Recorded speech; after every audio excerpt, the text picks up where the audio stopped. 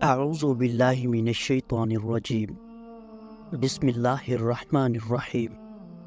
تمام دیکھنے اور سننے والوں کو السلام علیکم۔ سلطان نور الدین زنگی کو خواب میں نبی کریم صلی اللہ علیہ وآلہ وسلم کا دیدار ہوا۔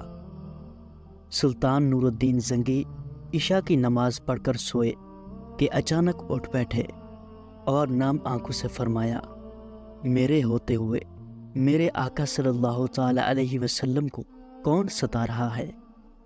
آپ اس خواب کے بارے میں سوچ رہے تھے جو مسلسل 3 دن سے انہیں آ رہا تھا، اور آج پھر چند لمحوں پہلے انہیں آیا، جس میں سرکار دو عالم صلی اللہ علیہ وسلم نے 2 افراد کی طرف اشارہ کر کے فرمایا کہ یہ مجھے ستا رہے ہیں۔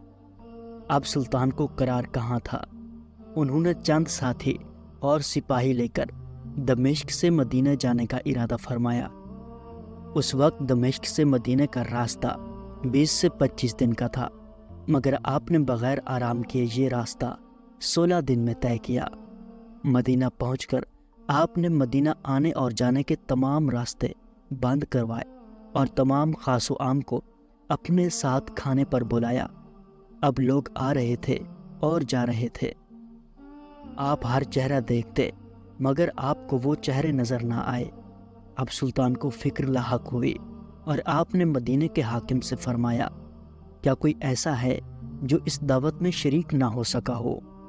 جواب ملا کہ مدینے میں رہنے والوں میں سے تو کوئی نہیں، مگر 2 مغربی زائرین ہیں جو روضہ رسول صلی اللہ علیہ وآلہ وسلم کے قریب ایک مکان میں رہتے ہیں، تمام دن عبادت کرتے ہیں اور شام کو جنت البقیع میں لوگوں کو پانی پلاتے ہیں، جو عرصہ دراز سے مدینہ میں مقیم ہیں۔ سلطان نے ان سے ملنے کی خواہش ظاہر کی۔ دونوں زائر بظاہر بہت عبادت گزار لگتے تھے۔ ان کے گھر میں تھی ہی کیا، ایک چٹائی اور 2-4 ضرورت کی اشیاء، کہ یکدم سلطان کو چٹائی کے نیچے کا فرش لرزتا ہوا محسوس ہوا۔